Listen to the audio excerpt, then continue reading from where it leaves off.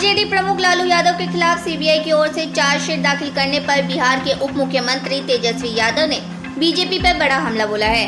उन्होंने कहा है कि बीजेपी को पता है कि वह महागठबंधन के आगे नहीं टिकेगी, इसलिए सीबीआई और ईडी को आगे करते हैं। सीबीआई के बाद अब ईडी भी आएगी, जांच कर चार्जशीट करेगी।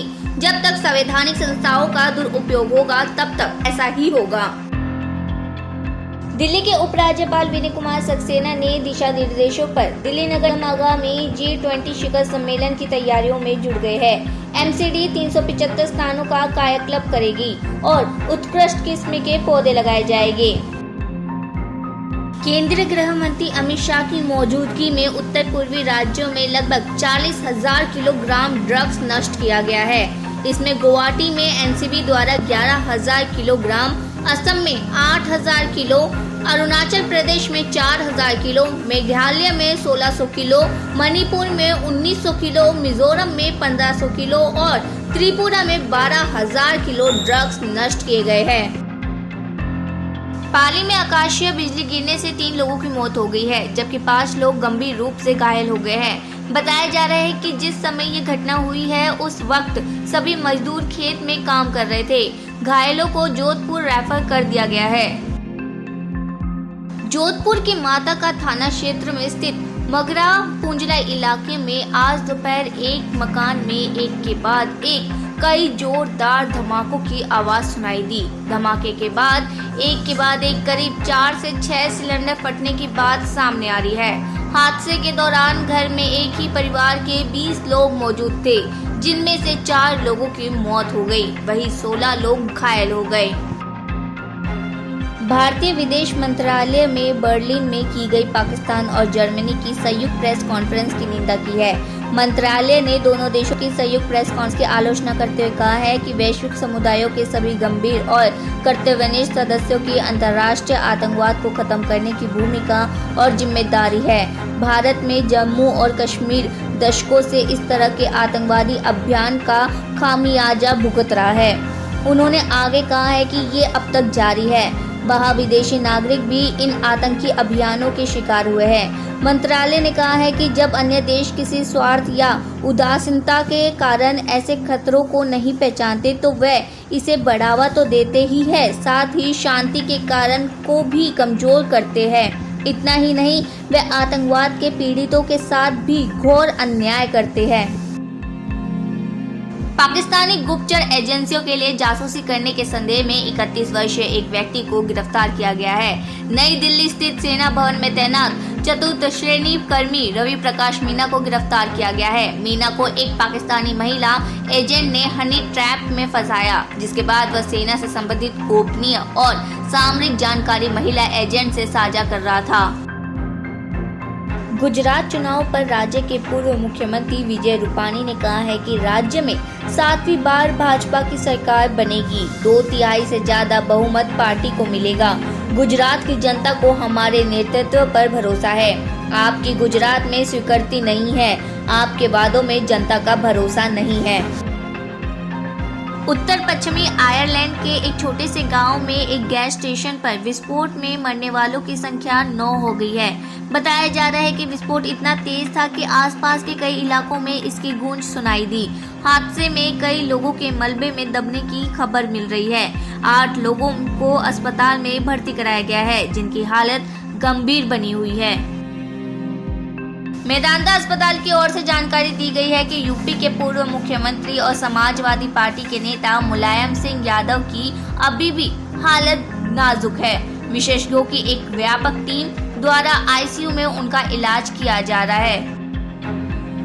केंद्रीय जल शक्ति मंत्री गजेंद्र सिंह शेखावत ने सरकारी स्कूलों में शिक्षकों की कमी को लेकर राज्य सरकार पर तंज कसा है। प्रतापगढ़ का उदाहरण देते हुए शेखावत ने कहा है कि प्रतापगढ़ ही नहीं, समूचे राजस्थान की शिक्षा व्यवस्था को गहलोत सरकार की तबादला नीति ने चौपट कर दिया है। केंद्रीय मंत्री शेखावत ने शनिवार को ट्वीट कर कहा है कि स्कूलों की वस्तुस्थिति जाने बिना जयपुर से आदेश जारी किया जा रहा है। शिक्षा मंत्री महोदय ने कहने को कई नीति बना ली है, लेकिन तय नहीं कर पाए कि तबादले के बाद खुली हुई स्कूलों में शिक्षक कहां से आएंगे। पंजाब में बटाला इलाके के एक गांव में मुठभेड़ के बाद खेतों में छिपकर भागने की कोशिश कर रहे एक गैंगस्टर को गिरफ्तार कर लिया गया है। अधिकारियों ने इसकी जानकारी दी। बटाला के एक वरिष्ठ पुलिस अधीक्षक सतिंदर सिंह ने बताया कि गैंगस्टर ने पुलिस दल पर कई बार गोलियां चलाई, जिस पर पुलिस दल ने जवाबी कार्रवाई की और वह घायल हो गया।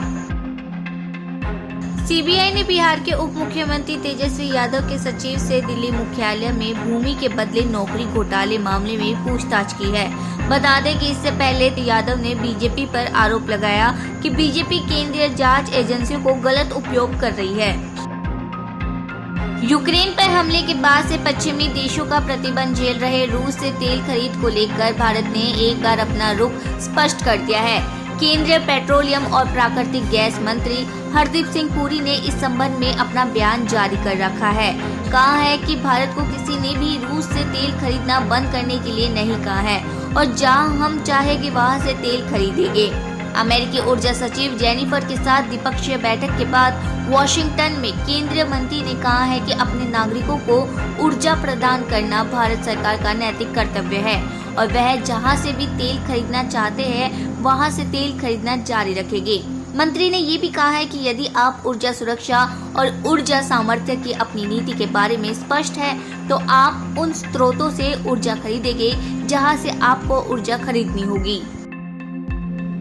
पाकिस्तान के पूर्व मंत्री और पाकिस्तान तहरीक-ए-इंसाफ पार्टी के सीनियर नेता अबैदुल्ला बैग को शुक्रवार को आतंकियों ने अगवा कर लिया था। जेल में बंद साथियों की रिहाई की मांग कर रहे आतंकियों के साथ बातचीत के बाद मंत्री को शनिवार को रिहा कर दिया गया। जानकारी के मुताबिक पाकिस्तान के पूर्व मंत्री समेत 2 पर्यटकों और उत्तरी पाकिस्तान के गिलगित बल्तिस्तान क्षेत्र से अगवा किया गया था। बताया जा रहा है कि गिलगित बल्तिस्तान मोस्ट वांटेड आतंकवादी कमांडर हबीबुर रहमान पर नगा पर्वत में 10 विदेशियों की हत्या का आरोप लगाया था।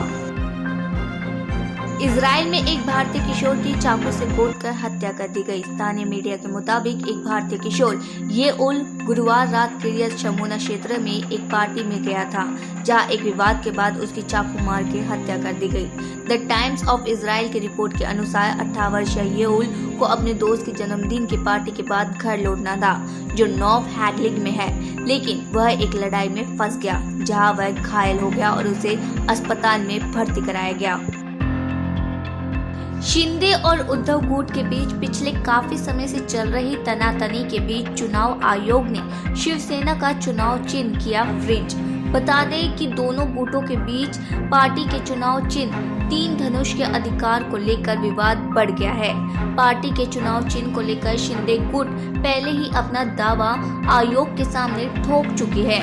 शिंदे गुट ने राज्य के अंधेरी पूर्व विधानसभा के होने वाले उपचुनाव में उन्हें तीर धनुष चुनाव चिन्ह आवंटित करने की मांग की है। मेघालय के पूर्व राज्यपाल सत्यपाल मलिक से सीबीआई ने शनिवार को पूछताछ की है। केंद्रीय एजेंसी के दिल्ली मुख्यालय में सत्यपाल मलिक से सवाल जवाब किए गए। बता दें कि सत्यपाल मलिक ने आरोप लगाया था कि जब वे जम्मू कश्मीर के राज्यपाल थे तब उन्हें 2 फाइलों को निपटाने के लिए 300 करोड़ रुपए की रिश्वत की पेशकश की गई थी। उन्होंने अपने आरोपों को लेकर जांच की मांग की थी। दिल्ली के मुख्यमंत्री अरविंद केजरीवाल ने गुजरात में पोस्टरों पर उन्हें हिंदू विरोधी कहे जाने पर पलटवार किया है। उन्होंने कहा है कि मेरा जन्म कृष्ण जन्माष्टमी पर हुआ था। मुझे कंस के वंशजों को खत्म करने के लिए भगवान ने भेजा है। मैं उस काम को पूरा करके ही रहूंगा। इससे पहले उन्होंने वडोदरा में जय श्री राम के नारे भी लगाए। एक दिन पहले ही आपके नेता पर हिंदुओं की भावना भड़काने का आरोप लगा था। संयुक्त राष्ट्र सुरक्षा परिषद की आतंकवाद विरोधी समिति की इसी महीने के अंत में होने जा रही बैठक में 26 नवंबर 2008 में हुए 26/11 आतंकी हमले में मारे गए लोगों को श्रद्धांजलि दी जाएगी। इस बैठक में संयुक्त राष्ट्र के शक्तिशाली संगठन के सदस्य देशों के प्रतिनिधि भाग लेंगे। सुरक्षा परिषद की आतंकवाद विरोधी समिति की अध्यक्ष एवं संयुक्त राष्ट्र में भारत की स्थायी प्रतिनिधि रुचिरा कंबोज ने कहा है कि मुंबई बैठक में आतंकी हमले के पीड़ितों को पुष्पांजलि अर्पित कर बयान जारी किया जाएगा।